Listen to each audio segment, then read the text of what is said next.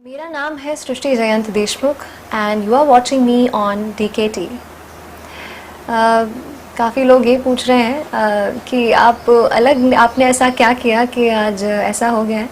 Let me tell you, कुछ बहुत अलग तो नहीं किया। जो सब के वीडियोस दिखा करती थी ऐसे ही आपकी तरह, और जो भी बेसिक पढ़ाई है, बेसिक बुक्स, आई थिंक थोड़ी सी चीज़ें हैं जो I would really like to share with you. मैं चाहती हूँ आपको थोड़े टिप्स दूँ, शायद आपको भी काम आ जाए, and I wish you all the very best. So strategy के बारे में बात करें या पढ़ाई शुरू करने के बारे में बात करें तो UPSC का syllabus is the most important thing. कई बार आपने सुना होगा, सब कहते हैं सिलेबस आप रट लीजिए, याद कर लीजिए।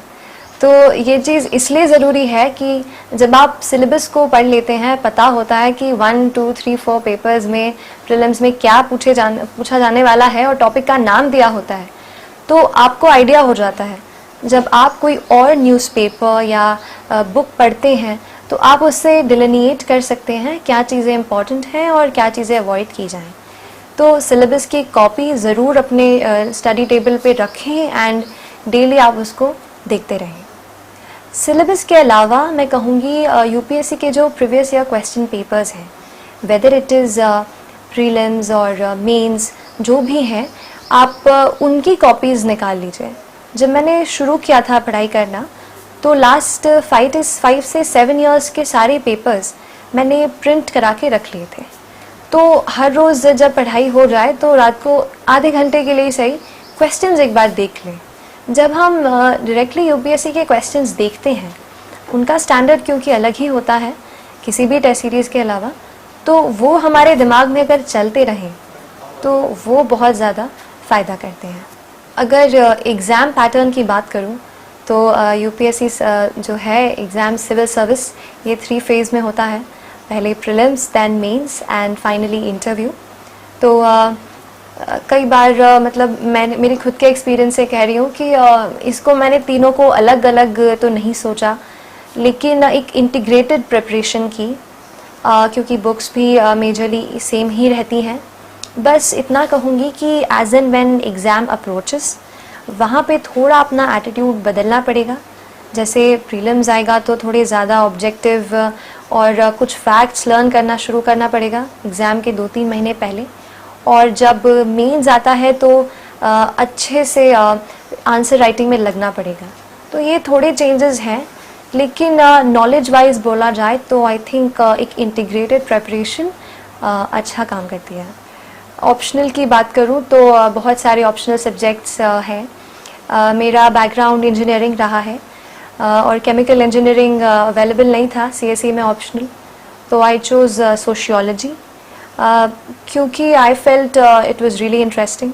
I learned about the social structure and other areas.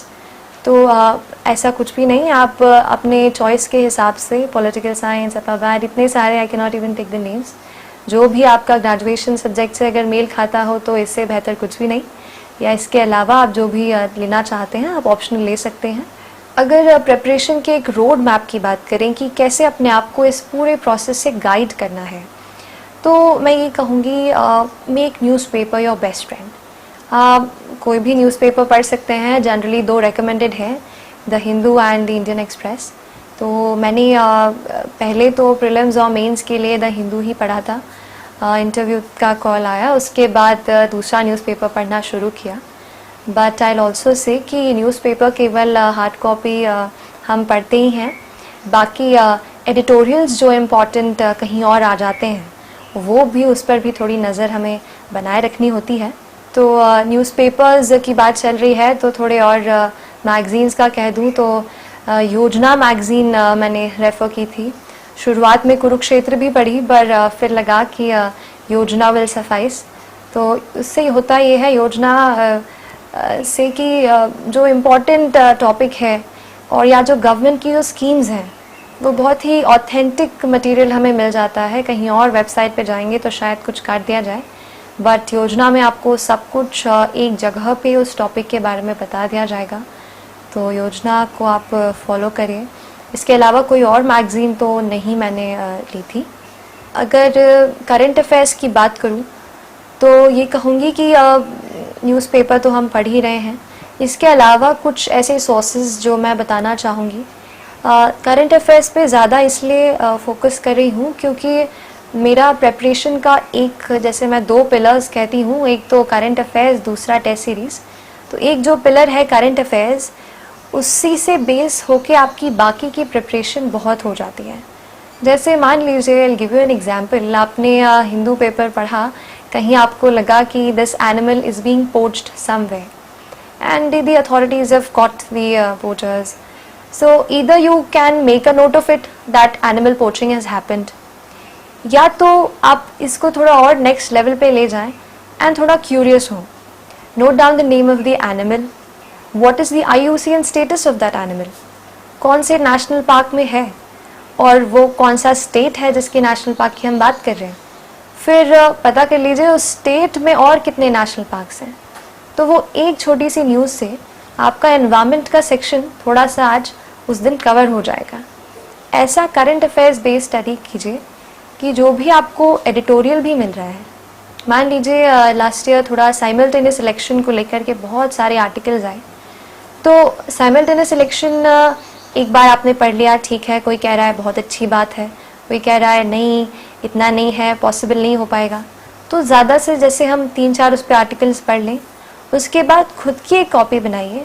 मैंने ये किया कि एक अपना रजिस्टर बना लिया, जो भी एडिटोरियल्स मुझे लगते थे ये टॉपिक्स इम्पॉर्टेंट हैं और समझ आ जाता है, बार बार उस पर आर्टिकल्स आते हैं, तो वो एडिटोरियल का खुद मैं अपने हिसाब से उसको अपने कॉपी में नोट कर लिया करती थी।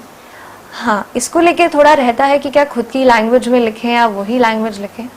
तो इस पे एक टिप दूंगी कि अगर कोई लाइन आपको बहुत अच्छी लगती है, काफ़ी इम्पैक्टफुल लगती है, तो उसका वैसे के वैसे ही नोट करो। हमारा दिमाग ऐसा है, पढ़ते हम ये हैं, एग्जाम में लिख के कुछ और आते हैं। रिफाइंड रहती है लैंग्वेज, लेकिन वहाँ पे थोड़ी ख़राब हो जाती है। इसीलिए रिफाइंड चीज़ ही कॉपी में नोट करें, क्योंकि डेफिनेटली अगर आप उसको पढ़ेंगे, एग्जाम में लिखेंगे, तो थोड़ा बहुत चेंज आ ही जाएगा। आंसर राइटिंग की भी बात करूँगी, तब इसके बारे में थोड़ा और बताऊँगी। तो आई टॉक्ड अबाउट न्यूज़पेपर्स और ऑनलाइन। तो ऑनलाइन आती हूँ, थोड़ा सा PIB जो है उसका टच अच्छा है। PIB के ऑल सारे जो फीड हैं उसको सब्सक्राइब कर लीजिए, सारी मिनिस्ट्री की आपको नोटिफिकेशन मेल पे आती रहेंगी। ये एक बात है इसमें कि PIB में काफ़ी सारी न्यूज़ आती है, कुछ इम्पॉर्टेंट है, कुछ नहीं। अगर आपको स्टेटिस्टिक्स बताई जाएं, जैसे मान लीजिए आयुष्मान भारत स्कीम है, उसका बता रहे हैं कि इतने स्टेट्स ने ज्वाइन किया, ये सब, तो ये चीज़ें इम्पॉर्टेंट है। ये PIB आपको जल्द से जल्द और ऑथेंटिक मटेरियल देगा, लेकिन फ़िल्टर करने की भी ज़रूरत है।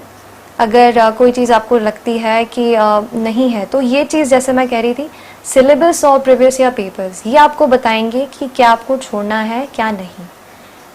PIB के अलावा अगर ऑनलाइन सोर्स की बात करूं, तो Rajya Sabha TV comes as a very handy resource. Rajya Sabha TV का इसलिए नाम ले रही हूँ क्योंकि the big picture I have been, मतलब वो एक ऐसा था कि जो भी टॉपिक था, sir used to cover it really well.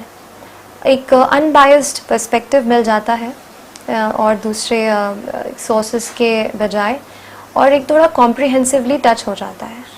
वहाँ से RS TV से आप कोई टॉपिक पकड़ लें, मान लीजिए वो किसी के बारे में बात करें, फिर अगर आपको लगता है कि वो टॉपिक इम्पॉर्टेंट है, तो उसके बारे में आप और नेट पे पढ़ सकते हैं।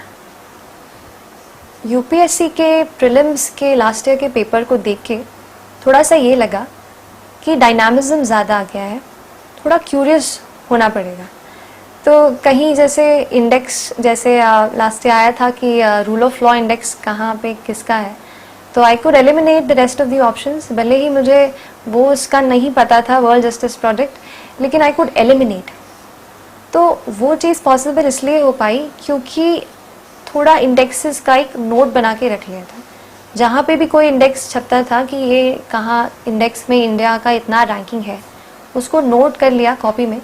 तो even if you don't continuously revise, फिर भी आप नोट कर लेते हैं, एक बार देख लिया, नज़र से ऐसे डाल लिया, तो कहीं ना कहीं it will stick to your mind, और जहाँ उसकी ज़रूरत होती है वो आ जाता है दिमाग में।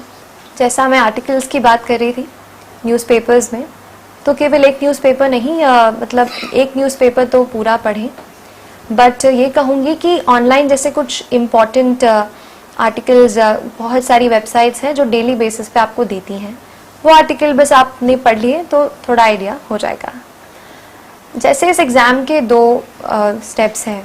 वन थिंग कि आप नॉलेज गेन करते हैं, सेकेंड थिंग आप लिखते हैं एग्ज़ाम में या पेपर अटेम्प्ट करते हैं, तो दोनों के लिए बराबर फोकस की ज़रूरत है। जैसा अभी बताया कि नॉलेज कैसे गेन करना है, लेकिन पेपर अटेम्प्ट करते वक्त या क्या क्या कुछ डिफरेंट कर सकते हैं उसके बारे में थोड़ा बताती हूँ।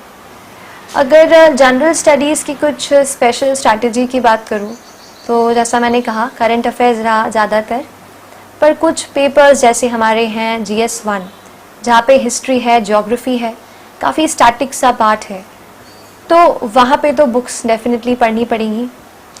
और कुछ और जैसे पेपर 4 है एथिक्स, तो उसके लिए तो आपको डेफिनेशंस वगैरह करनी पड़ेंगी। I talk about that in detail now. GS1 से शुरू करते हैं। GS1 में हिस्ट्री ज्योग्राफी जो बेसिक बुक्स हैं, सबसे पहले तो NCERT, that is the mother of all books. So NCERTs पढ़े सारी।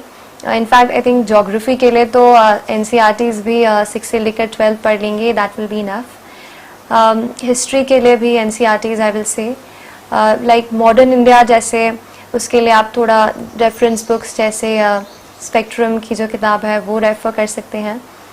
और इसके अलावा सोसाइटी का जो पोर्शन पूछा जाता है वो, क्योंकि मेरा सोशियोलॉजी ऑप्शनल था तो उससे काफ़ी हेल्प मिली, बट अदरवाइज़ आप न्यूज़पेपर से और नेट से उसको पढ़ सकते हैं। I will come to the other part जो वो है अर्बनाइजेशन और इंडस्ट्रियलाइजेशन से, अर्बनाइजेशन स्पेशली से रिलेटेड जो टॉपिक्स हैं, that too are very dynamic. तो स्कीम्स को ट्रैक करते रहिए, जो भी नई स्कीम्स आ रही हैं, जैसे स्मार्ट सिटी था तो उसके क्या क्या सेगमेंट्स हैं वो थोड़े पढ़ लिए थे मैंने, वैसे ही उसके अराउंड स्टडी। मतलब एक छोटा सा ये है कि एक टॉपिक पकड़े, उसको थोड़ा 360 साइड से कवर करके रख दीजिए। नोट्स पे आती हूँ तो मेरा ऐसा था कि खुद के नोट बनाना ज़्यादा मैं प्रेफर करती थी, and that too in a hard copy. I think it comes to different persons with different view. बहुत लोग डिजिटल भी रखते हैं, बट आई फेल्ट कि paper pen was the best. तो अपने खुद नोट्स बनाइए, उससे होता है आप खुद वो इन्फॉर्मेशन एक बार प्रोसेस कर लेते हैं दिमाग में, तो ज़्यादा ध्यान भी रहता है। और जब आप खुद की राइटिंग की चीज़ पढ़ते हैं तो मुझे ऐसा लगता है कि ज़्यादा अच्छे से समझ आता है। थोड़ा आंसर राइटिंग के बारे में बताना चाहूँगी। एक छोटा सा ऐसा पर्सपेक्टिव लेते हैं कि जब हम आंसर्स लिखते हैं वहाँ पे 50 पेजेस जो भी हमें मिलते हैं, तो वो हमारी एक स्क्रिप्ट, जो हमारे एग्जामिनर्स हैं उनके लिए तो बस एक स्क्रिप्ट होती है, एक शीट्स ऑफ पेपर होते हैं, बंडल, बट उनके लिए, बट हमारे लिए वही सब कुछ होता है जो हमारा उनके सामने रिप्रेजेंट हमारा पूरा नॉलेज है। तो कोशिश ये करनी है कि जो भी आप लिख कर आते हैं एग्ज़ाम में उसको बेस्ट वे में लिखना है, ताकि एग्जामिनर से हाफ या 1 मार्क एक्स्ट्रा हर क्वेश्चन में स्टील कर सकें। इसके लिए मैंने कोशिश की कि हर क्वेश्चन में कुछ एक्स्ट्रा पॉइंट्स, जैसे कि कोई फैक्ट कहीं पढ़ा हो, इतना % लोग हैं, इतना %, कुछ भी ऐसा, या कहीं पढ़ा हो कि इतने ये वाले इंडेक्स में India got this ranking, you can start your answer from that, और यू कैन मेंशन इट, कहीं पे आप मेंशन कर दीजिए इसको पूरे आंसर में। तो एक ये हो गया। इसके अलावा जो हमारी रिपोर्ट्स होती हैं, कमिटी की रिपोर्ट्स आती हैं, जैसे last year question was on the report on privacy, so Shri BN Shri Krishna जो जस्टिस हैं उनकी रिपोर्ट है, वो आप मेंशन कर दीजिए। तो ये जो है 1-1, 2-2 आपको एक्स्ट्रा पॉइंट्स मेरे ख्याल से मिल सकते हैं। इसके अलावा मैंने कोशिश की थोड़ा सा एक ड्राइंग या थोड़ा सा फ्लो चार्ट जैसा कुछ अगर कहीं ड्रॉ कर पाई आंसर्स में, तो वो मैंने ड्रॉ किया। और इसके लिए ना थोड़ा प्रैक्टिस कीजिए हर रोज़। इंडिया का मैप की 15 सेकेंड्स 30 सेकेंड्स में बन जाए, उससे होता ये है कि कुछ लोकेट करने का अगर चांस मिल जाए आंसर्स में, तो जल्दी से एक छोटा सा मैप बना दिया with a pen and locate करके बता दिया, थोड़ा डायग्रामेटिक भी रिप्रेजेंटेशन हो जाएगा। बस यही है कि अपना आंसर थोड़ा कैची लगेगा, थोड़ा अलग दिखेगा। अभी मार्क्स तो नहीं पता चले हैं मुझे, बट प्रॉब्ली उससे थोड़ा अच्छे मार्क्स आएंगे। Now will come to essay and ethics. essay and ethics is considered to be something different than the whole thing, क्योंकि सिलेबस ऐसे का कहीं तो पूरा ही है और ethics has a different domain of its own. So ethics का if I talk to you एक entirely different subject है. उसमें 2 पार्ट्स आ जाते हैं. मैंने उसको 2 पार्ट में जैसे ऑलरेडी वो डिवाइडेड है. एक आता है हमारा जो डेफिनेशनल पार्ट है, थोड़ा सा थ्योरेटिकल पार्ट है. इस बार भी बहुत सारे ऐसे कोटेशंस पूछे थे जिन पे कमेंट्स मतलब उन्होंने पूछा था डिस्क्राइब दिस, एनालाइज दिस, तो एक ये हो जाएगा. और दूसरा जो सिचुएशनल बेस्ड क्वेश्चंस यानी केस स्टडीज़ आती हैं. केस स्टडीज़ के लिए एक तो है कि जनरल जो हम पढ़ते रहते हैं पूरे एग्ज़ाम के लिए, उससे आपको एक फेयर आइडिया होगा. बाकी आप केस स्टडीज़ की प्रैक्टिस कर सकते हैं. काफ़ी सारी बुक्स नोट्स अवेलेबल हैं, उससे केस स्टडीज़ पढ़ सकते हैं और अपने वर्ड्स में उसको आंसर करने की कोशिश कर सकते हैं. बाकी जो स्टैटिक पार्ट है डेफिनेशन का, उसके लिए मैंने ये किया कि बहुत ही छोटे से शॉर्ट नोट्स बना लिए. बड़ी बड़ी डेफिनेशन नहीं याद रहती थी, तो हर एक टर्म का इंटेग्रिटी हो गया, डिसिप्लिन, कुछ भी ऐसे वर्ड्स जो हैं हमारे लिए बहुत इंपॉर्टेंट हैं जो सिलेबस में ही मेंशन्ड है, उन वर्ड्स को आप ऐसा सर्च करके कोई अच्छी डेफिनेशन उस पर मिल जाए, छोटे से नोट में उसको शॉर्ट नोट्स की तरह रख लीजिए. इनफैक्ट एग्ज़ाम में अंदर जाते के लिए तक भी मैं उसको एक बार देख रही थी, तो क्योंकि वो ज़्यादा मुझे याद नहीं हो पाए थे, तो शॉर्ट नोट्स आपका वहाँ काम आएंगे आपको जब उनकी बहुत ज़्यादा ज़रूरत होगी. Coming to essay, essay is something I kept writing essays. करीब करीब लिख लिए थे 20 एक एसेज, लेकिन शुरू में बहुत अच्छा था कि ठीक है, I got good feedback as well, but बाद में थोड़ा सा I was struggling with it. तो उस पर थोड़ा सा एक फ्रेमवर्क बनाया था, वो मैं आपके साथ शेयर करना चाहूँगी. इंट्रोडक्शन पे मुझे काफ़ी दिक्कत आती थी कि ऐसे को शुरू कहाँ से करना है, तो उसके लिए कुछ पॉइंटर्स दिमाग में रख लीजिए. जैसे कि सबसे पहले बता देती हूँ, ए से है इसलिए I start with that. Anecdote. I was not personally really good in that, लेकिन बहुत लोग के मैंने एसेज पढ़े हैं जो एनेक्डोट से स्टार्ट करते हैं and that really puts the essays in a really good mood. तो अगर आप एनेक्डोट शेयर कर सकते हैं, कहीं कुछ पढ़ा हो, कोई पर्सनल एक्सपीरियंस हो, उसे लिख सकते हैं. एनेक्डोट नहीं भी है तो सिंपल और भी चीज़ें हैं जिससे हम इंट्रोडक्शन कर सकते हैं. एनेक्डोट के अलावा you can start with a quote. Quote भी ऐसा है कि यू डोंट नो एग्जैक्टली कहाँ पर कौन सा फिट होगा, तो इधर एनेक्डोट, कोट या फिर एक थोड़ा बैकग्राउंड, जो भी पूछा है उसका एक बैकग्राउंड कर सकते हैं. इसके अलावा टेम्पोरल भी एक है कि टाइम से स्टार्ट करें, पुराने से नाव तक, पहले कैसे रहा वो चीज़, अब कैसे डेवलप हो रही है, वो भी कर सकते हैं. ऐसे कि अगर बात करूं तो specially I would like to mention कि Dhuri Shetty sir's blog has really helped me. उसमें उन्होंने ऐसे का काफ़ी कुछ डिटेल में नोट्स भी बताए थे, तो I took help from that. You can refer to it as well. Talking about the test series, मैंने कहा था कि test series was the second pillar of my preparation. बहुत ज़रूरी है.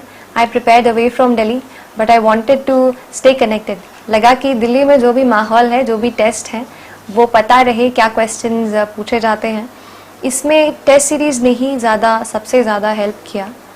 पढ़ते तो हम हैं, लेकिन टेस्ट से ये रहता है, पता चल जाता है कि हमारी स्टैंडिंग क्या है. प्रीलिम्स की बात करूँ तो स्कोर्स मेरे भी शुरू में अच्छे नहीं आते थे. करीब मतलब इतना नहीं आते थे कि लगता था क्वालिफाई हो जाए. इसलिए घबराइए नहीं, पढ़ते रहें. अपना जो नॉलेज गैप है, कुछ लूप होल्स हैं जो छूट जाते हैं, उन गैप्स को फिल करने की कोशिश करिए.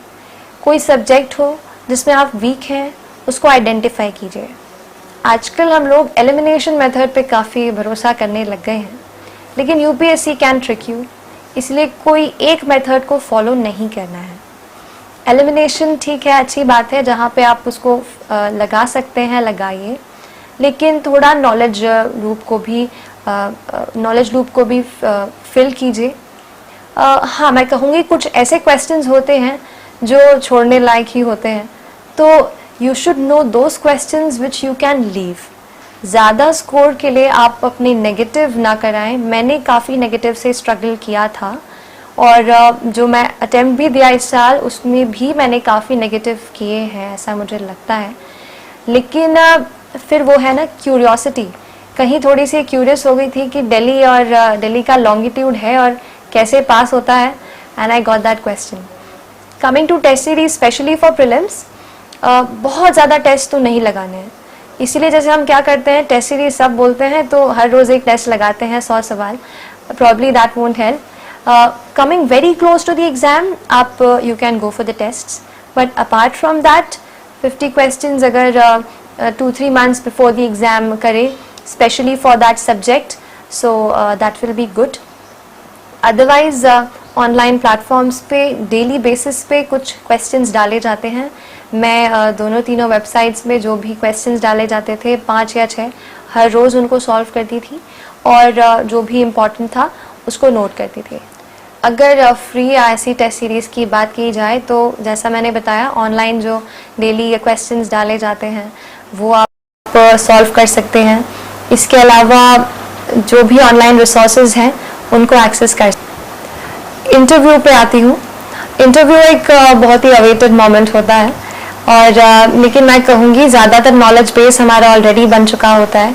तो अगर इंटरव्यू की प्रिपरेशन की बात करें तो सबसे ज़्यादा इम्पॉर्टेंट हमारा डिटेल्ड एप्लीकेशन फॉर्म है और वही हमारा बैकग्राउंड है।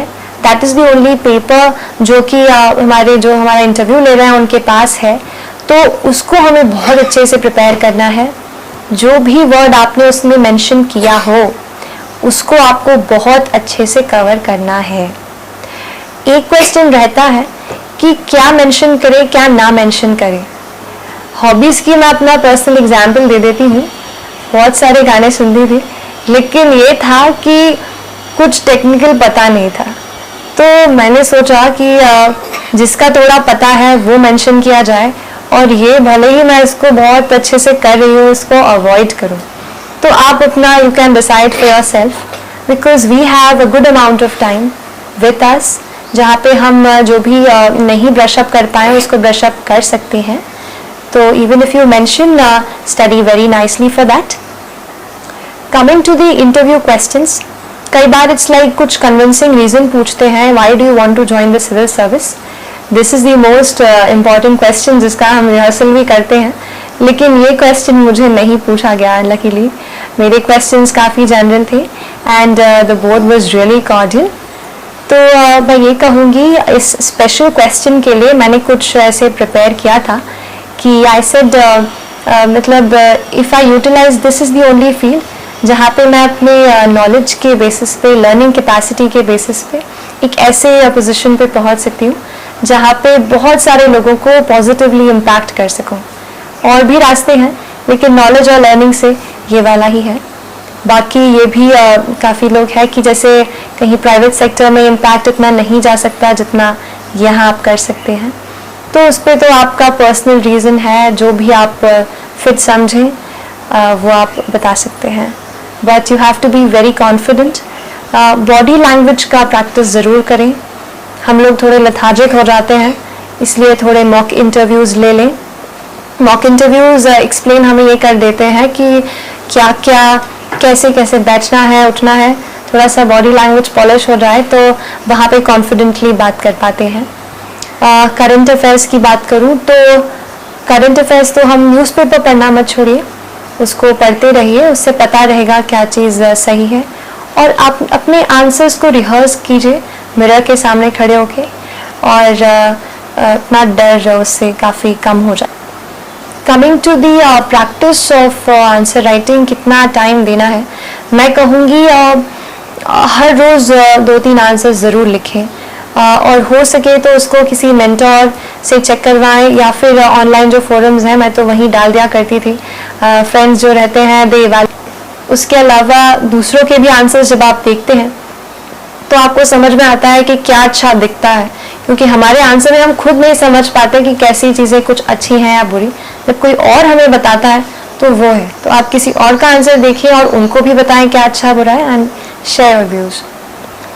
टॉकिंग अबाउट आंसर की हैंड राइटिंग, तो मेरे ख्याल से लेजिबल होनी चाहिए, बहुत ऐसा बहुत अच्छी हैंड राइटिंग होना ज़रूरी नहीं है।